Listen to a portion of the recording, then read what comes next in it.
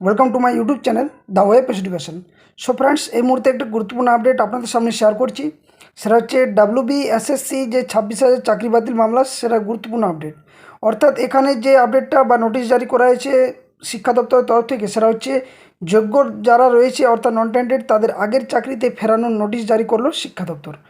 কারা আবেদন করতে পারবেন এই আগের ইয়েতে বহাল থাকার জন্য, কিভাবে আগের চাকরিতে প্রবেশ করতে পারবেন, কি তথ্য জমা করতে হবে, ডিটেলস ভিডিও আমরা এই নোটিশের দ্বারা আলোচনা করব। তো সকলকে বলে রাখি, যারা চ্যানেলে নতুন আছেন অবশ্যই চ্যানেলটি সাবস্ক্রাইব করুন এবং পাশে থাকা বেল নোটিফিকেশন অন করুন এই ধরনের সমস্ত নিউজ নোটিফিকেশান, চাকরির আপডেট, গুরুত্বপূর্ণ তথ্য পাওয়ার জন্য। এবং সাথে সাথে বলবো ভিডিওটি শেষ পর্যন্ত দেখুন, তথ্যগুলো একদম ডিটেলসভাবে আলোচনা করা হবে এবং ভিডিওটি লাইক এবং একটা শেয়ার অবশ্যই করবেন। তো চলুন ডিটেলস নোটিশটা কী জারি করেছে সেটা সম্পর্কে একটু জানা যাক। তো যে নোটিশটা জারি করা হয়েছে সেটা দেখতে পাচ্ছেন, সেটা হচ্ছে 20/6/2025, অর্থাৎ গত 20 তারিখে কিন্তু এই নোটিশ জারি করা হয়েছে শিক্ষা দপ্তরের তরফ থেকে, যেটা মেমো নাম্বার দেওয়া রয়েছে। দেখুন এখানে এখানে যে বিষয়টা বলা রয়েছে সেটা সম্পর্কে আমরা ডিটেলস একটু আলোচনা করব।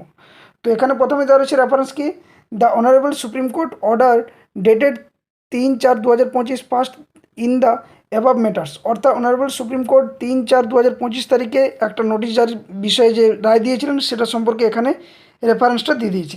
কী বলেছে এখানে দেখুন, in reference to the above I would like to inform you that the honourable Supreme Court was pleased to dispose the aforesaid SLP civil number দেখো দেওয়া রয়েছে 59586 of 2024 along with other Anglos matters on 3/4/2025 the Honorable Supreme Court inter alia held that কী দেওয়া রয়েছে যে supreme court যে চাকরির ব্যাপারে অর্থাৎ 26-এ যে চাকরি বাতিল করেছিল সেই বিষয়ে কিন্তু একটা রায় দেওয়া ছিল যে কোনো যদি চাকরিরত কর্মচারী রয়েছেন তারা যদি আগের চাকরিতে ফেরত যেতে চান তাহলে কিন্তু সেই বিষয়ের যে নোটিশ, সেই মেমো নাম্বার, সেই ডিটেলস সিভিল কোড কিন্তু দেওয়া রয়েছে এখানে। তো কী বলা রয়েছে শিক্ষা দপ্তরের তরফ থেকে, some of the appointment candidates who do not fall within the category of tainted candidates may have previously worked in different departments of the state government or with autonomous bodies etcetera. অর্থাৎ কোনো candidate যদি যারা নন tainted নন আর কি, অর্থাৎ নন tainted, তারা যদি আগে কোনো কাজে যুক্ত ছিলেন তাহলে ওনারা কিন্তু প্রিভিয়াস যে কাজ সেই কাজে কিন্তু ফেরত যেতে পারেন। সেটা হচ্ছে আপনার যদি আমাদের রাজ্য সরকার হয়ে থাকে বা কোনো অটোনোমাস বডিজে কোনো কাজে যুক্ত থাকেন তাহলেও কিন্তু সেখানে যেতে পারেন। Will have the right to apply to their previous department or autonomous bodies to continue in service with those enters। অর্থাৎ এর ভিত্তিতে বলা হচ্ছে যে কোনো যদি ক্যান্ডিডেট যদি এই চাকরি বা আগের চাকরিতে পুনর্বহাল হতে চান তাহলে যে কিছু নিয়ম রয়েছে সেই রুলস ফলো করে কিন্তু সেখানে প্রবেশ করতে পারবেন। তো দেখুন কী রয়েছে বিষয়টা, so the candidates who do not fall within the categories of tainted candidates, অর্থাৎ যে সমস্ত ক্যান্ডিডেট টেন্টেড নন অর্থাৎ নন টেন্টেড তারা কিন্তু কী বলছে, have been granted the opportunity to apply to their previous department or autonomous bodies to continue their previous service। অর্থাৎ যে সমস্ত নন টেড ক্যান্ডিডেট রয়েছেন তারা এই সুযোগটা পাচ্ছেন যে তাদের যে চাকরি রয়েছে সেখানে কিন্তু তারা মানে যাওয়ার বা সেখানে অ্যাপ্লাই করার একটা সুযোগ পাচ্ছেন এখানে। It appears that the candidates have submitted their application, so several authorities praying for joining in their previous service. So এক্ষেত্রে বলা হচ্ছে যে তারা কিন্তু যে ডিপার্টমেন্টে চাকরি করতেন সেখানে যদি হেড যিনি রয়েছেন তাকে প্রেয়িং করার জন্য এই বিষয়টা বলা রয়েছে। It further appears that some candidates have submitted their representation to this director praying for joining in their previous service. এবং এক্ষেত্রে কিছু ক্যান্ডিডেটস রয়েছেন যারা কিন্তু সে বিষয়ে প্রেয়ার্স করেছেন ডাইরেক্টরের কাছে। Even some of them may have submitted their representation to the DICE also। অর্থাৎ কিছু ক্যান্ডিডেটস অলরেডি কিন্তু এটা করেও ফেলেছে। In order to streamline the work, it is decided to forward all the representations received in this directorate to the respective DICE. A list has been prepared at this directorate containing their names and other details. The said list along with their representation are hereby forwarded to the DICE for partial and action as started below. অর্থাৎ এখানে কিছু বিষয় রয়েছে যে বিষয়গুলো আপনাদেরকে হয়তো fill up করে বা তথ্যগুলো শেয়ার করে সেই যে ডাইরেক্টর অর্থাৎ যেখানে আপনি প্রিভিয়াসে কাজ করতেন সেখানে ডাইরেক্টরের কাছে প্রেয়ার করলে আপনার হয়তো সেটা চাকরিতে বহাল থাকতে পারেন বা যেতে পারেন। তো কী রয়েছে বা কী কী ডকুমেন্টস লাগবে সেটা ডিটেলস একবার জানা যাক।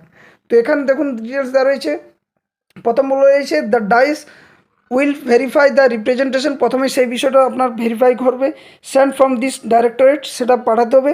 As well as received at the ends of DIs with respect to the supporting documents, এবং কিছু যে সমস্ত ডকুমেন্টসগুলো চাওয়া হবে নিচে দেওয়া রয়েছে তথ্য, সেই ডকুমেন্টসগুলো অবশ্যই কিন্তু জমা করতে হবে।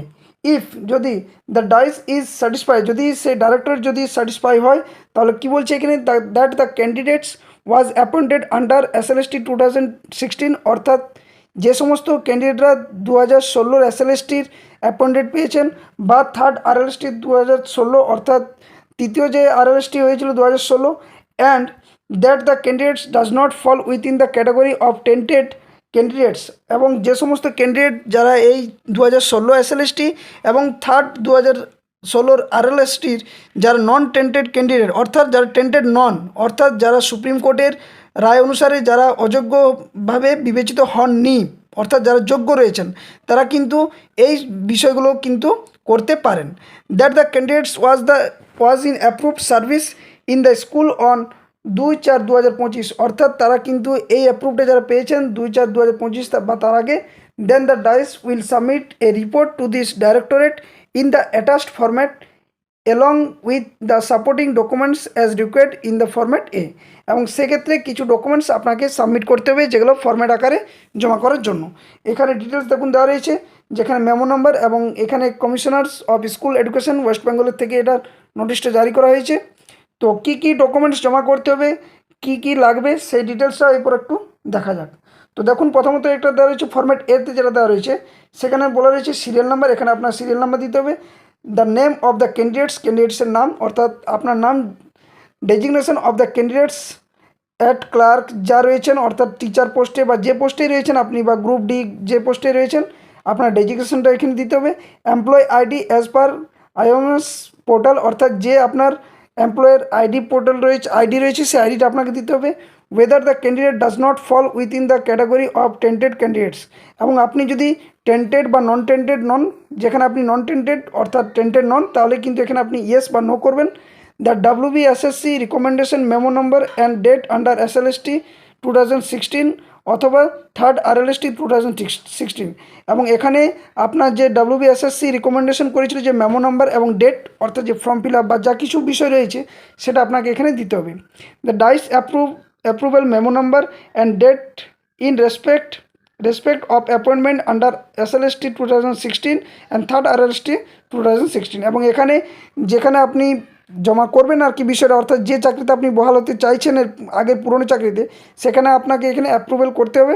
The DIs approval memo number and date issued after transfer, যদি আপনি কোনো কারণে ট্রান্সফার হয়ে থাকেন সেই ট্রান্সফারের সেই যে আইডি রয়েছে বা মেমো নাম্বার সেটাও দিতে হবে। If the candidates has been transferred subsequently, এবং আপনি যদি ট্রান্সফার হয়ে থাকেন সেই ডিটেলসটাও কিন্তু এখানে ফিল আপ করতে হবে। তারপর কী বলা রয়েছে, the name of the school with district where the candidates was working on 2/4/2025, এবং 2/4/2025 আগে মুহূর্ত বা সেই মুহূর্ত পর্যন্ত আপনি যে স্কুলে চাকরি করতেন সেই স্কুলের নাম, সেই ডিস্ট্রিক্ট ডিটেলস কিন্তু আপনাকে এখানে ফিল আপ করে জমা করতে হবে। নেক্সট তারপরেটা কী বলেছে, whether the system granted pay slip of the candidates for last month is attached herewith or not, অর্থাৎ আপনার যে লাস্ট পেমেন্ট আপনি পেয়েছেন পে স্লিপটা, সেই পে স্লিপটাও কিন্তু আপনাকে এখানে গ্রান্টেড করে অ্যাটাচ করতে হবে। এবারে এখানে বলছে ওটা হচ্ছে ফরম্যাট এর ক্ষেত্রে, এটা ফরম্যাট এটা ফিল আপ করবেন, অর্থাৎ আপনি কী ক্যাটাগরিতে ছিলেন, চাকরি করতেন বা কবে থেকে চাকরি করতেন, টেন্টেড নাকি নন টেন্টেড, আপনার মানে এমপ্লয় আইডি দিতে হবে আপনাকে, তারপরে আপনি ট্রান্সফার হয়েছেন কি হয়নি সেটার ডিটেলস আপনাকে মেমো নম্বর সহিত দিতে হবে, তারপরে আপনার পে স্লিপ যেটা রয়েছে সেটার ডিটেলস দিতে হবে, আপনি যে বিদ্যালয়ে চাকরি করতেন বা যে জেলার আন্ডারে যে বিদ্যালয়ে চাকরি করতেন তার ডিটেলস আপনাকে দিতে হবে, যেটা 2/4/2025 বা তার আগে মুহূর্ত পর্যন্ত। এবার হচ্ছে প্রিভিয়াস সার্ভিস, অর্থাৎ আপনি যে আগে চাকরি করতেন বা এখন যে চাকরিতে আপনি যেতে চাইছেন আর কি, অর্থাৎ এখানে আপনাকে যে নন টেন্টেড আপনি রয়েছেন মানে যোগ্য রয়েছেন, কিন্তু এই চাকরি থেকে আপনাকে যেহেতু বরখাস্ত করে দেওয়া হয়েছে বা এই চাকরি বাতিল করে দেওয়া হয়েছে, তো আগের যে চাকরি আপনি করতেন সেই চাকরিতে যাবার জন্য বা কোন চাকরিতে করতেন তার ডিটেলস কিন্তু এখানে ফিল আপ করতে বলছে। তো প্রিভিয়াস সার্ভিসের মধ্যে কী বলেছে দেখো, কলমে কেতে কী রয়েছে, the name of the department of the autonomous bodies where the candidate wants to go back in previous service. অর্থাৎ আপনি যদি কোনো অটোনোমাস বডিজ বা কোনো প্রাইভেটলি জব বা যে কোনো কাজে যদি আপনি যেতে চান, তাহলে সেই ডিটেলসটা আপনাকে এখানে ফিল আপ করতে হবে। The designation of the appointing authority where the candidate wants to go back in service in previous service.